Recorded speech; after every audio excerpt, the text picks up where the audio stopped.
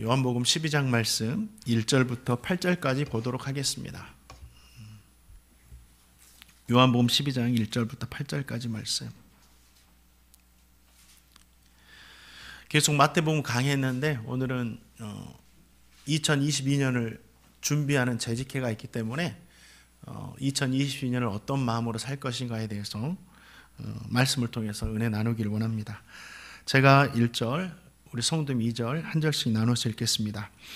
6월절 엿새 전에 예수께서 베다니에 이르시니 이곳은 예수께서 죽은 자 가운데서 살리신 나사로가 있는 곳이라.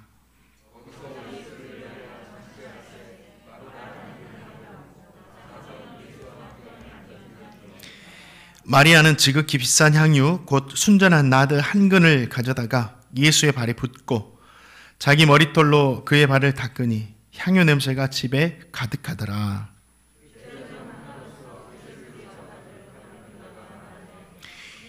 이 향유를 어찌하여 300데나리온에 팔아 가난한 자들에게 주지 아니하였느냐 하니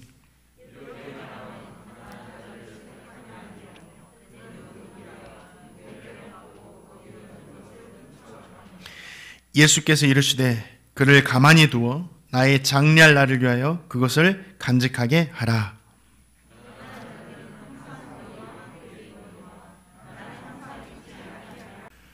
베다니 시골 마을에 예수님을 위한 잔치가 벌어졌습니다.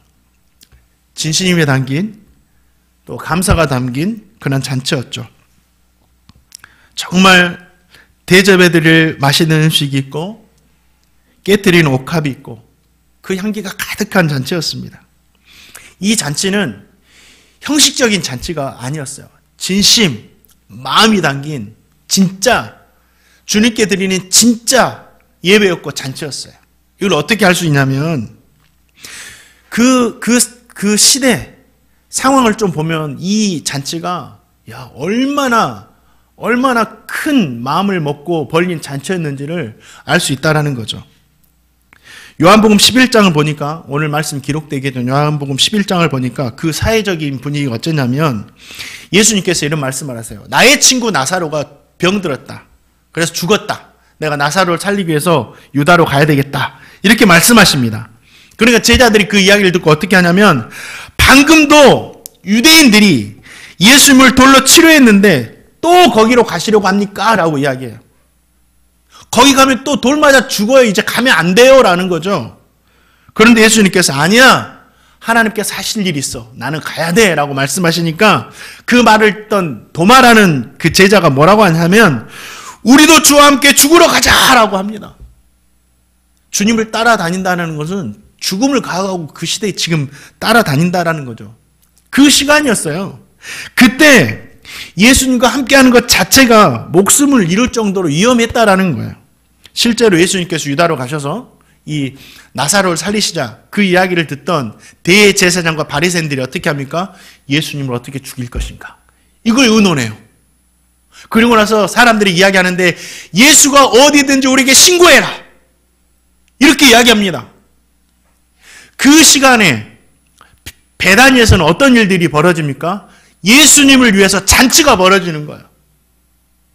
이거는 자신의 생명, 자신의 안전을 내놓고 벌린 잔치였어요. 마르다도 마찬가지입니다.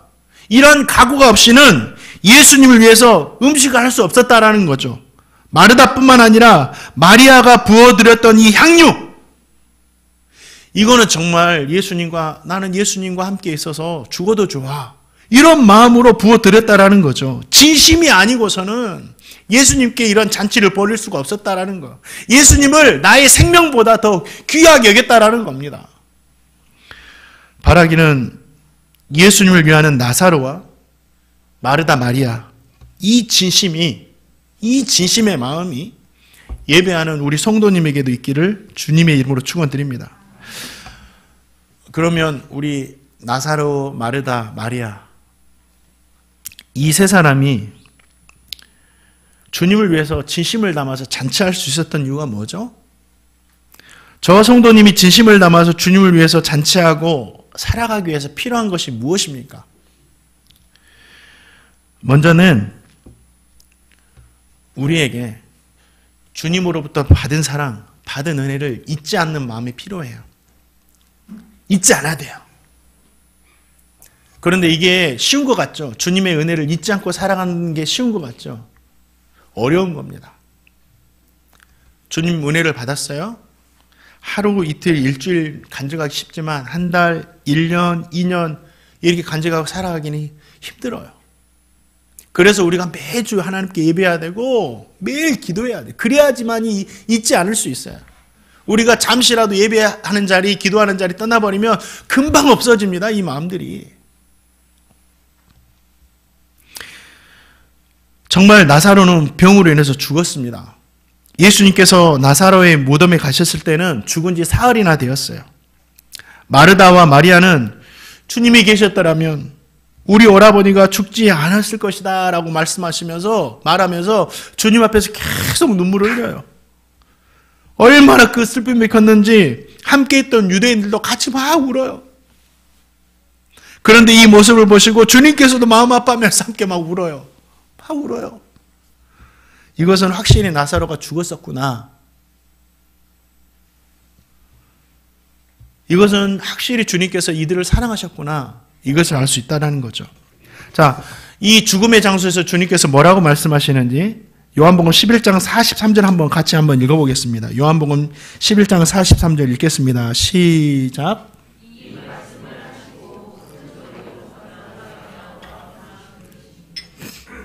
주님은 무덤 앞에서 큰 소리로 뭐라고 하시죠? 나사로야 나와라! 이렇게 이야기하십니다.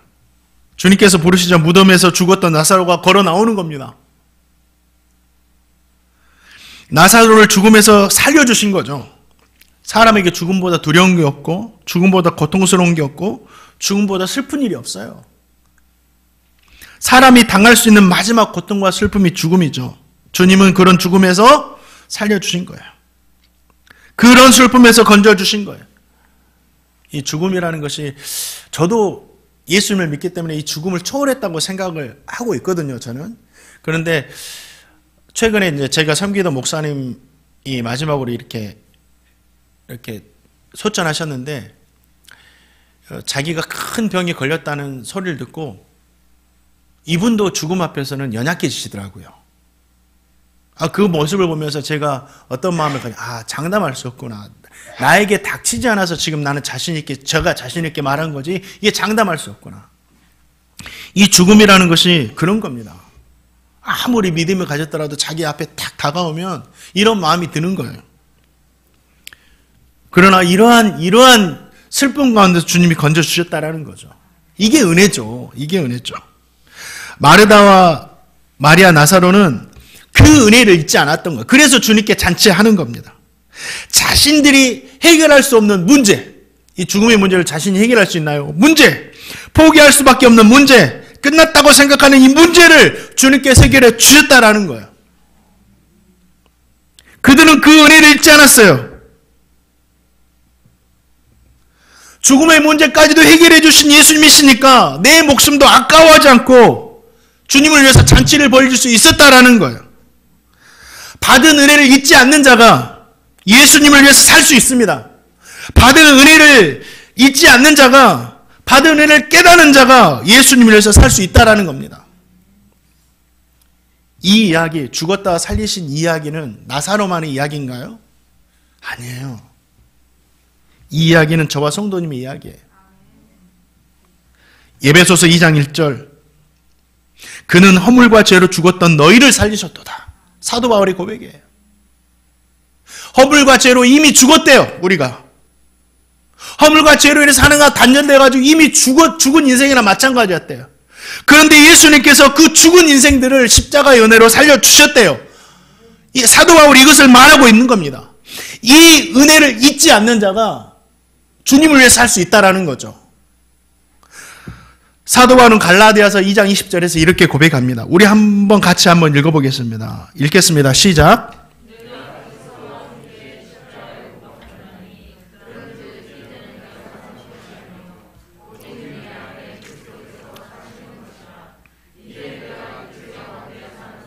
나를 사랑하사 나를 위하여 자기 자신을 버리신 하나님의 아들을 믿는 믿음 안에서 사는 것이라. 이 말이 그 말이에요. 주님께서 나를 십자가에 살려주신 그 은혜를 잊지 않는 자가 사도 바울의 고백처럼 나에게 새로운 생명 주신 주님을 위해서 살 수 있다라고 고백하는 겁니다. 사랑하는 성도님들, 그냥 사는 것이 아닙니다. 주님의 은혜로 지금까지 살아왔습니다. 주님의 은혜로 하나님의 자녀가 되었고 주님의 은혜로 우리는 천국을 소망하고 살고 있습니다. 그 은혜를 절대 잊지 마시고 주님을 위해서 살아가는 평생의 삶이 되시기를 주님의 이름으로 축원드립니다. 또 어떤 사람이 주님을 위해서 살 수 있느냐? 예수님께 대한 믿음을 가진 자가 살 수 있다라는 겁니다. 예수님께서 죽은 나사로를 살려주신 이유가 뭐죠? 그냥 불쌍해서, 가엾어서 눈물 흘리니까 아닙니다. 단순히 그들을 사랑하셔서 그들의 눈물을 보시고 살려주신 것이 아니에요. 주님께서 나사로를 살려주신 분명한 이유가 있어요. 뭐냐면 요한복음 11장 42절 말씀 한번 같이 읽어보겠습니다. 요한복음 11장 42 읽겠습니다. 시작.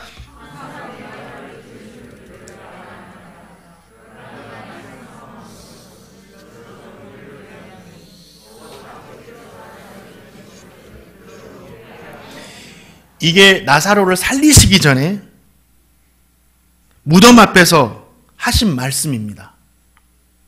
내가 나사로를 살리는 이유는 뭐예요? 이 사실을 보고 너희들, 여기에 모인 너희들이 나를 믿게 하기 위함이다. 이거예요. 믿음 주시려고 나사로를 살려주신 거예요. 정말 나를 믿게 나사로가 하기 위함이다. 살아나는 것을 보자. 이거예요. 그들 모두가 믿음 주시려고 나사로를 살려주신 하나님께서 거예요. 보내신 자, 하나님의 아들 메시아로 믿더라는 거예요. 믿게 되었어요. 성도님들이 이 사실을 직접 목격했다면 어떻게 하실까요? 믿죠. 죽은 자가 살아났는데 당연한 거죠. 죽은 자가, 정말 죽었던 자가 예수님의 말씀으로 막 살아나요. 그럼 예수 믿겠죠. 야, 능력 있는 분이다라고 믿겠죠. 이 믿음 주시려고. 그걸 보고 정말 믿는 자들도 있었어요. 그런데 이 사건을 보고 이해하기 힘든 일이 일어납니다. 이 사건을 보고도 믿음을 갖지 못한 사람이 있어요. 45절 말씀에 보니까 예수께서 하신 일을 본 많은 유대인들이 믿었으나 믿지 않은 사람도 있었다라는 거예요. 그래서 46절, 그중 어떤 자는 바리새인들에게 가서 예수께서 하신 일을 알리니라. 바리새인들이 고자질한 사람은 예수 믿지 않았던 사람이죠. 이 놀라운 일을 보고도 믿지 않은 사람이 있었다라는 거예요. 죽은 사람을 살리는 기적을 보면 믿음을 가질 수 있을 것 같은데 믿지를 못한다라는 거죠. 바리새인에게 알리는 유대인들은 왜 이렇게 했죠? 믿지를 못하니까, 예수님께 다 믿음이 없으니까 이렇게 하는 거예요. 그 일을 들은 대제사장들과 바리새인들은 어떻게 합니까? 이 엄청난 일에 대해서 알아보려고 하지도 않아요. 야, 정말 구약 성경에 나타난 선지자들의 예언이 이루어졌네? 정말 이분이 메시아일까? 이런 생각도 하지 않아요. 그러면서 어떻게 합니까? 예수님을 어떻게 하면 죽일까? 모의를 합니다. 예수님께 대한 믿음이 없으니까 그렇게 되는 거예요. 대제사장이 누굽니까? 종교 지도자였고 제사장 중에 대표였어요.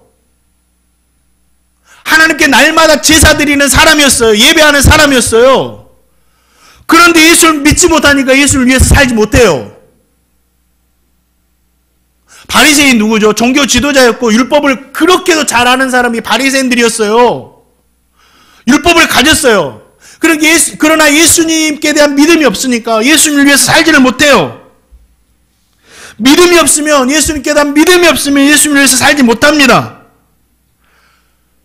그러나 믿음이 있으면 예수님을 위해서 살 수 있어요.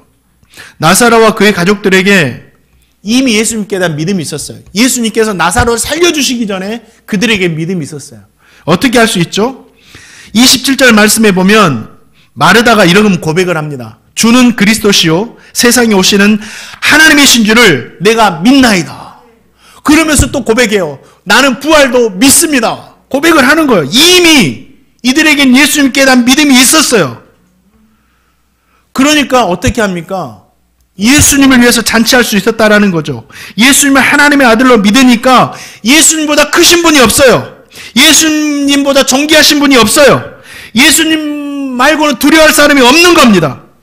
그래서 하나님의 아들이신 예수님이 오자마자 마음과 정성과 뜻을 다해서 잔치할 수 있었다라는 거죠.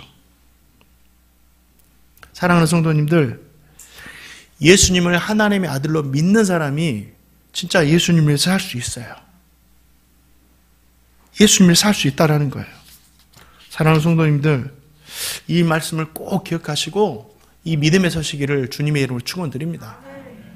마지막으로 예수님을 위해 삶을 살 때 하나님 그냥 그렇게만 살아라라고 내버려 두지 않으세요. 그 삶을 가장 복되게 축복하시고 그 삶을 가장 복되게 하십니다. 마리아가 예수님께 식사하는 자리에 지극히 비싼 향유를 가지고 나오죠. 그게 나드 향이라고 이렇게 기록되어 있죠. 이 나드 향은 뭐냐면 이스라엘에서 나오지 않고 인도로부터 수입된 향입니다.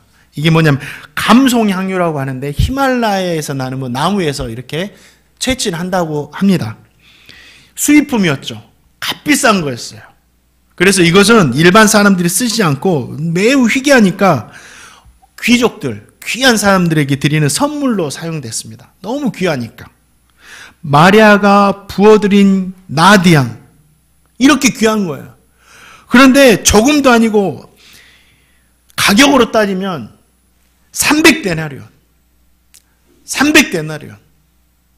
한 데나리온이 얼마인지 아시죠? 노동자가 하루 받을 수 있는 품삯입니다. 열심히 일해가지고 하루 일당이 한 데나리온이에요. 300데나리온은 300일 동안 열심히 일하면 받을 수 있는 것인데 그것을 주님께 그냥 아낌없이 부어드리는 거예요.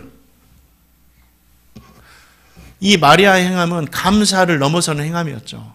감사를 초월한 행함이었어요. 감사보다 더한 것이 뭐죠? 감사보다 더한 것이 사랑입니다. 사랑. 이 사랑하기 때문에 드리는 거예요. 마리아는 진짜 미친 듯이 예수님을 사랑했어요. 아까워하지 않아요. 너무 사랑하니까. 주님께 대한 그 은혜를 잃지 않으니까 아무것도 아까워하지 않아요. 주님 오셨는데 내가 뭘 드릴까? 나에게 있는 가장 좋은 것이 뭘까? 사랑하니까 막 드리는 거예요. 다 줍니다. 아까워하지 않아요. 계산하지도 않습니다. 그냥 막 드리는 거예요. 요즘에도 이런 성도님들 계실까요? 계세요. 저는 그런 분들 많이 만났어요. 한의사를 하셨던 집사님이 계셔요. 한의사. 집도 몇 채씩 있었고 돈도 많이 벌었고 근데 이분이 은혜를 받고 다 정리하고 저 선교하러 가겠습니다 하고 선포하고 선교지를 가버리셔요. 그래서 계속 선교하시는 거예요. 선교 편지 하시면서. 그러면서 자기가 있는 거 다 사용하고 나니까 힘들어지니까 선교 편지에 후원해 주세요 하고. 야, 이런 분이 있더라고요. 주님을 사랑하니까. 자신의 생명도 아까워하지 않고 막 선교지로 떠나는 겁니다. 자신을 향유로 부어드렸던 거죠. 주님을 사랑하니까 물질도 안 아까워요. 물질도 안 아까워요. 300데나리온 엄청난 돈입니다. 저는 이런 분들도 봤어요. 교회가 건축이 되는데 좀 어려워지자 고민을 하다가 기도하더니 자기에게 집이 2채 있었대요. 한 채를 팔아가지고 건축을 합니다. 저는 이런 분도 봤어요. 그러면서 드리면서도 감사합니다. 드리면서 왜 감사하지? 주님이 감사해야지. 근데 그냥 감사하대요. 또 중고등부 아이들 이야기입니다. 어느 날 중등부 아이가 헌금을 하는데 너무 많은 돈을 헌금한 거예요. 거의 100만 원 정도 헌금을 한 거예요, 아이가. 그래서 그냥 받을 수 없어서 불렀죠, 아이를. 뭐냐 물어보니까 여자아이가 이번에 이제 내년에 목사님 고등학교생이 되잖아요. 친척들이 이제 고등학교 된다고 할머니, 할아버지도 주시고 친척들 주셔가지고 이 돈이 됐어요. 그래서 드린 거예요. 그런데 부모님 아냐 물어보니까 제가 드리고 싶다고 하니까 그러면 그래라고 엄마가 허락해 주셨어요. 그래 드리는 거예요. 하더라고요. 야, 그런 아이들도 있어요. 그런데 이게 다른 교회 이야기가 아니라 우리 행복누리교회 성도님들이 지금까지 다 그렇게 오셨어요. 이번 주에 제가 재정을 보면서 이제 오늘 보고를 드려야 되니까 보니까 아낌없이 들으셨구나. 아낌없이 들으셨구나. 너무 감사하더라고요. 예. 우리 교회는 장로님 한 분 계셔요. 장로님 지금 한 분 계시는데 우리 장로님 몇십 년 동안 교회를 섬겨 오셨죠. 그죠? 몇십 년 섬겨 오셨고 교회를 섬기면서 제가 한번 고민해 봤어요. 이분이 아파트 한 채만 드렸을까? 아니죠. 왜 그렇죠? 왜 그렇게 합니까? 돈이 많아서 그러나? 마리아가 막 가진 게 많아서 그랬나요? 아니에요. 주님 사랑하니까. 주님 사랑하니까 그렇게 하는 거예요. 주님 사랑하니까 하는 겁니다. 주님은 지금 향유 옥합을 통해 사랑하는 마리아의 마음을 받아주시는 거예요. 사람의 눈으로 볼 때 300데나리온이 많지 천지 만물을 지으신 하나님의 입장에서 본다면 아무것도 아니죠. 자기 재산이 1000억, 2000억 된 사람에게는 1억, 2억이 아무렇지도 않게 느껴지는 것처럼 우리 주님은 그러는 거예요. 그러나 우리 주님은 그 시간에는 신의 시선이 아니라 인간의 시선으로 그걸 바라보면서 300데나리온을 크게 받아주시는 거예요. 크게 받아주시는 거예요. 이것이 은혜죠. 주님이 마리아에게 뭐라고 하셨죠? 그 사실을 어떻게 할 수 있는지 아세요? 자, 마태복음 26장 12절 13절 말씀 한번 같이 읽어보겠습니다. 시작.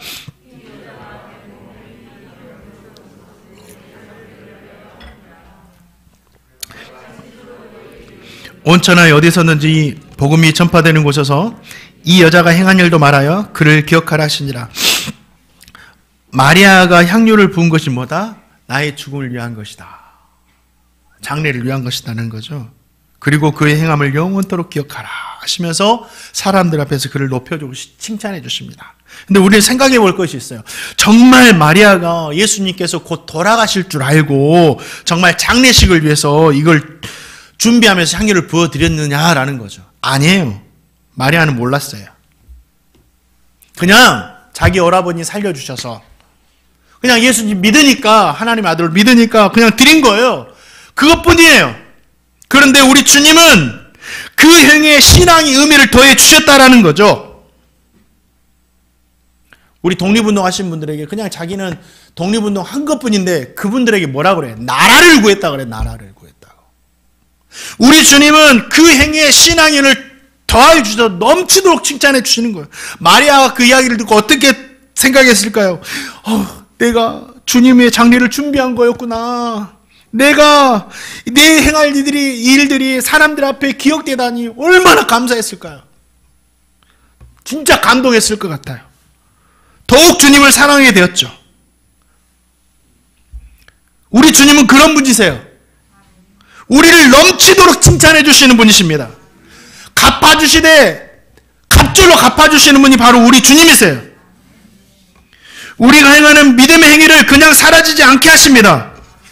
복음과 함께 사용되도록 만들어 주시는 분이세요. 이것이 바로 예수님을 위해서 살아가는 자에게 주시는 가장 큰 상급이에요. 바라긴 저 성도님 모두가 무엇을 하든지 예수님을 위해서 살아서 주님으로부터 큰 칭찬을 받고 주님 일에 귀하게 교회에 쓰임받는 저와 성도님 되시기를 주님의 이름으로 축원드립니다. 말씀을 맺을게요. 말씀 맺고 나서 기도하고 끝낼 텐데 2022년 무엇을 하든지 주님을 위해서 행하는 행복누리 교회 되기를 축복합니다. 또한 2022년 무엇을 하든지 주님을 위해 살아가시는 우리 성도님 되시기를 축복합니다. 바라기는 주님께서 주님을 위해 살아가는 우리 교회와 우리 성도님의 삶 안에 높여주시는 은혜, 갑절로 갚아주시는 은혜, 칭찬해 주시는 은혜가 있기를 주님의 이름으로 축원드립니다.